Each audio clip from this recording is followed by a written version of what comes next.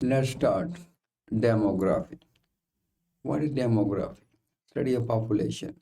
Human population consists of several subgroups. We'll discuss these groups.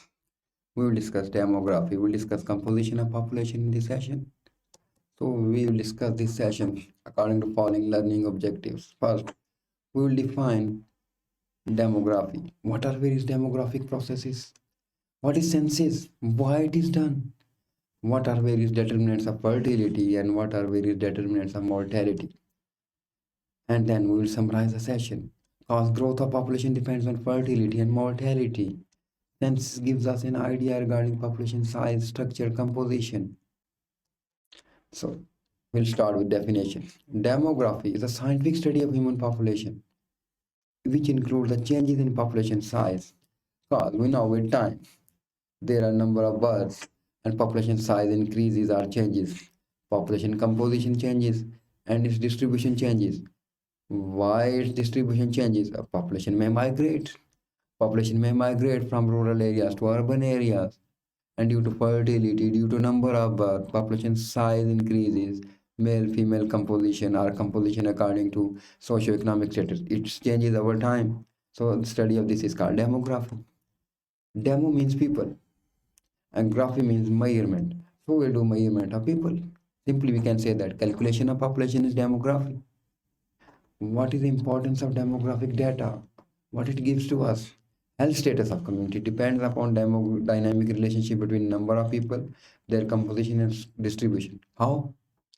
How health status depends on number of people, their composition. If population size is greater, there is overcrowding. People may be residing in slums. There is lack of resources, and if distribution is not proper, it will cause diseases.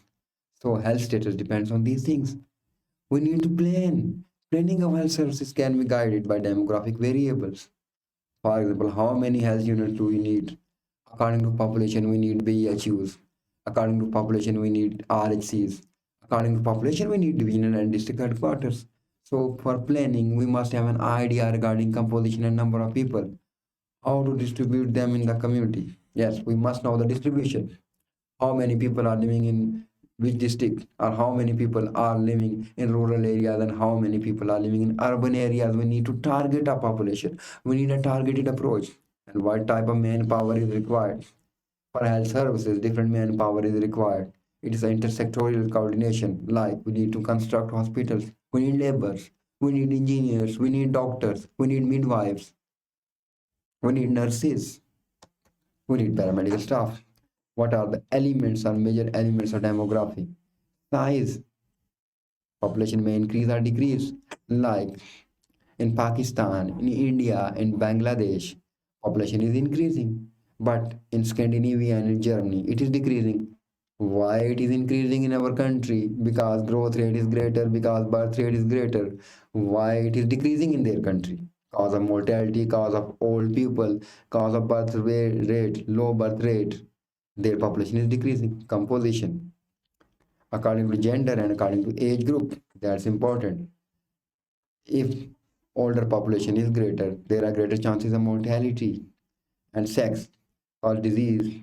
Certain diseases are limited to certain genders. Distribution, where they are living, territory, urban, rural, hilly areas, plain areas, tropics, subtropics. What is demographic process? What it deals? It deals with five demographic processes. Fertility, yes. Growth, mortality, death. And fertility depends on marriages. People are getting married, children are born, migration. People tend to migrate for better lifestyle. They migrate from country to other country. They migrate from rural to urban area. Social mobility, they are mobile. This is social mobility. Okay. Now we'll discuss census. What is census? It's a well organized procedure of gathering. We gather information, recording, and analyzing information regarding the numbers of population. Simply, we can say that we calculate population. We record, we analyze information regarding the population. This process is called census. It is an official and complete count of universe. We count our population, we count population of districts, we count population of divisions, we count population of province, we count population of union council. That's how, then we count the population of a country. When each and every unit of university is included, everyone should be included. And census is done after every 10 years. There's a gap of 10 years. Then we calculate the population. What are various census techniques? De facto and de jure method and modified de jure method. What is de facto? De facto means someone is living in other city and it is counted with people of that city. He is not resident of that city. He may have gone to this city for job. Like someone is working in Sialkot, but he is not from Sialkot. He is not resident of Sialkot. In de facto census, he will be included in population of Sialkot. So it's a method. People are counting in place where they are found. Yes. Someone is found in Sialkot, someone is found in Karachi, he will be calculated with that population. In order to conduct census on the basis of this method, the government declares fixed date and census day. Definitely, you have to declare the date, you have to declare the day. So, it is pre-informed counting. This type of census is conducted at night because it is presumed that all households are present. Yes. During daytime, someone may be going for work, someone is in working place, so we do this census at night time. This is pre-informed and someone is counted where he or she is are living. This technique was followed both in England and in India in 1931 census. And de jure, what is de jure? The census method which can be conducted on the basis of permanent place. Yes, that's why we have a permanent and temporary address on our ID card. If we are counted according to de facto, we will be counted where we are living. But according to the Joule method, permanent place of residence, people are included according to permanent place of residence. This is called the Joule method.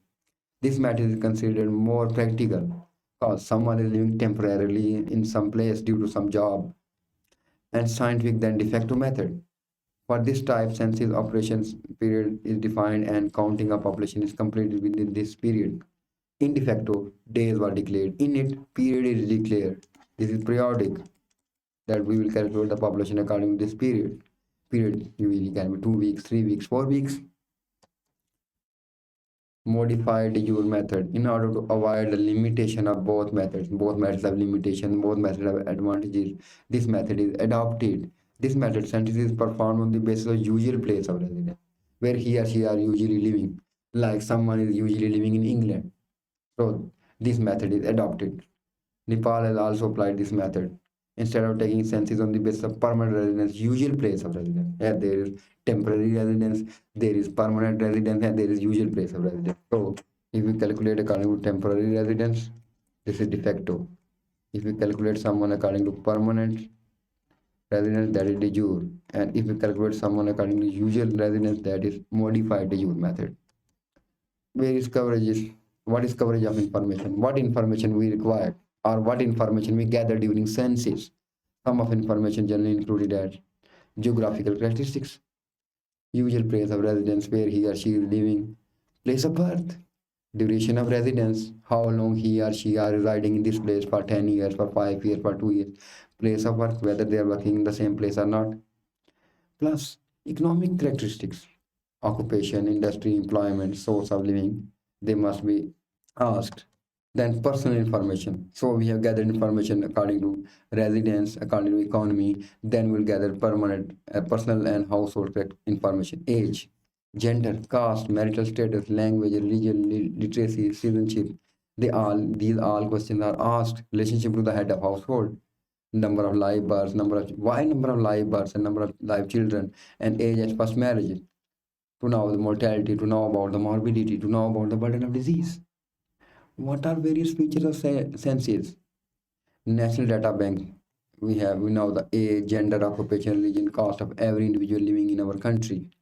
And it has fixed interval, 10 years interval is required. Data are based on individual counting. We count the individuals. Based on de facto de jure or modified de jure. It is conducted in a fixed period or an interval period. What is the importance of census? Why we do census? Why census is required? Availability of national level data. We must have data for planning and implementation of planning. We must know the socio-economic status of our community. Source of internationally comparable data. We compare status of our community with international community, or we compare our birth rate with birth rate of other country. It is needed for development. If population is increasing, more resources are required. We need to expand our resources. It's definitely research and education. We need for further research. We need to educate for planning, for management, for implementation of planning, for provision of health services to control the burden on disease. We need that data. What are various methods of census?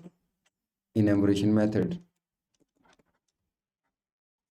questionnaire method, and mixed method. Question is where these methods are used. In countries like Pakistan, where literacy level is low, enumeration method is required. People go door to door and they count the population. In countries like Europe, they send a questionnaire. People fill the questionnaire and send back. And mixed method is adopted where half of population is educated and half is not educated. So there are three methods: enumeration method, questionnaire method, and mixed method. These are methods: enumeration method, questionnaire method, and mixed methods. These are used. Then what are various determinants of fertility? Now we will discuss various determinants of fertility or factors which determine high fertility or low fertility. First, we will discuss the difference between fertility and fecundity. Fertility refers to the number of live births a woman actually has. Fecundity refers to physiological capacity. Number one is capacity, number one is our actual live births. Capacity is fecundity, and actual live births is fertility. So this is a major difference between these two. Now we need to discuss some important concept like marital fertility, the number of live births to a married woman. Natural fertility, population in which no deliberate attempt is made to limit the number of births, like in our country. In some areas, especially rural areas where there are myths, where people are not educated, there is no deliberate attempt to reduce the number of live births, to reduce the number of births. Reproductive period. A woman's reproductive period is from menarche to menopause. She can reproduce, she can give birth from the age of menarche till menopause. Usual age is 15 to 49 years. What are various problems of measuring fertility? It is difficult to establish accurate statistical records on live births. A child dies before the birth is registered. Yes. Our registration system is poor, data collection system is poor, so it is difficult. Fertility measurement is complicated by the fact that fertility involves two parents. Yes, mother and father. Not every woman is truly exposed to the risk of childbearing. These are various problems in measuring fertility. There are basic fertility measurements. We need to know them. We must have an idea regarding them. Child woman ratio. What is crude birth rate? What is general fertility rate? What is age specific fertility rate? What is total fertility rate? So a child woman ratio means children age 0 to 4 years and women age 15 to 44 years. Why? Because this is reproductive age. So this is childbearing age. So it requires few information. Just children of 0 to 4 years and female of 15 to 44 years. This is child-woman ratio. We divide the number of children with number of women. What is crude birth rate?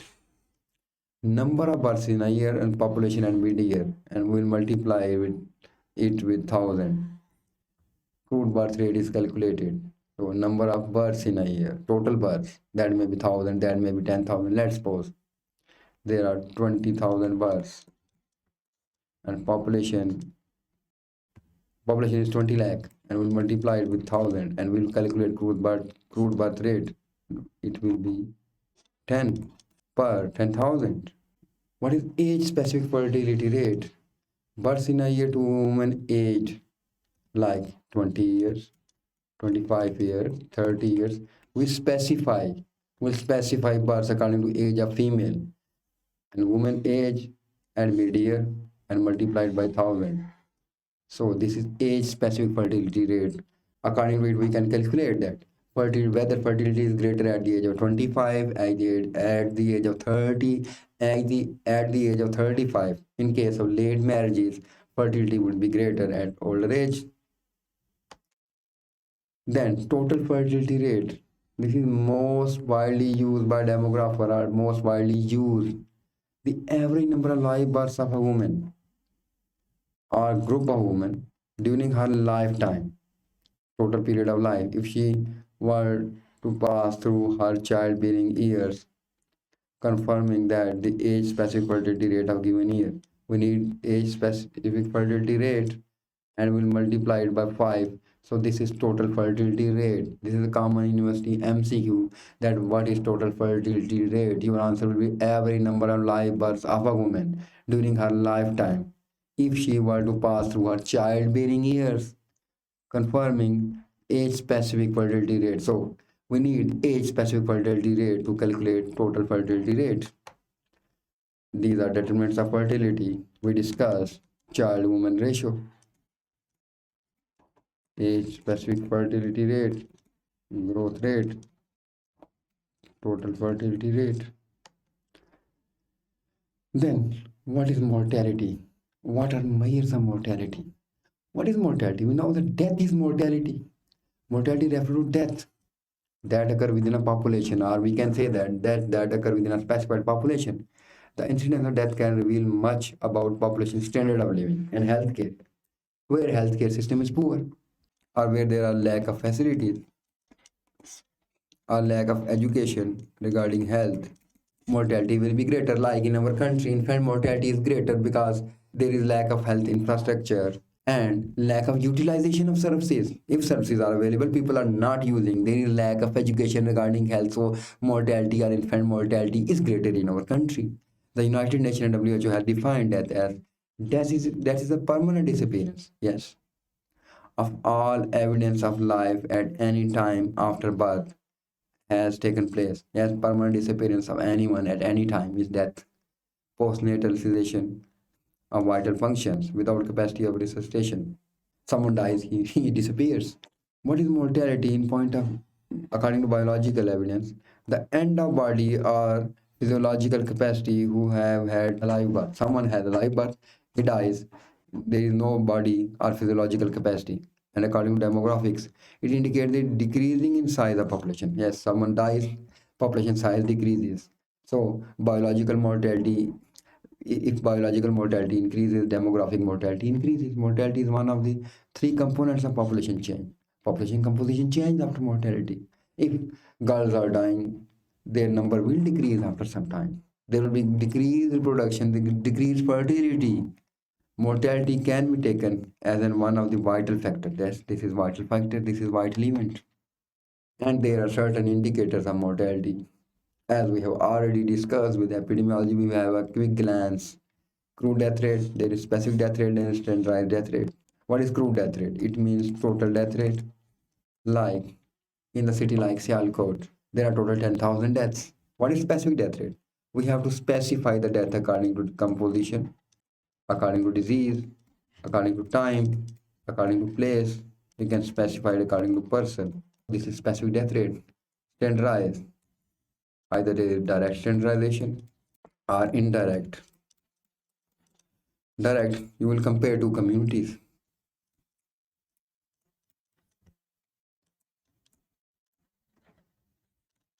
Indirect, standardized mortality ratio.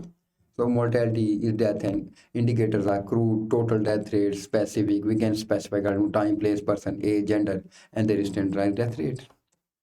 What is mortality? In point of view that health behaviors, they participate in mortality. Environmental exposure, people those who are exposed to certain carcinogens, there are greater chances of death. Who are exposed to accidents, there are greater chances of death. Malnutrition, it leads to death. Injury, it leads to death. Health behavior, our health becomes poor, someone becomes sick and he or she may die. We can prevent them, we can treat them, we can control personal illness. But these are the factors, these are the exposure factors, our behavior towards our health. Like someone is diabetic or someone is hypertensive, but he or she is not taking medicine. This can cause death. Environmental exposure, someone is exposed to radiation, someone is exposed to trauma. It can cause death. Malnutrition, especially in children under 5 years of age, it is causing death in developing world, especially in Africa.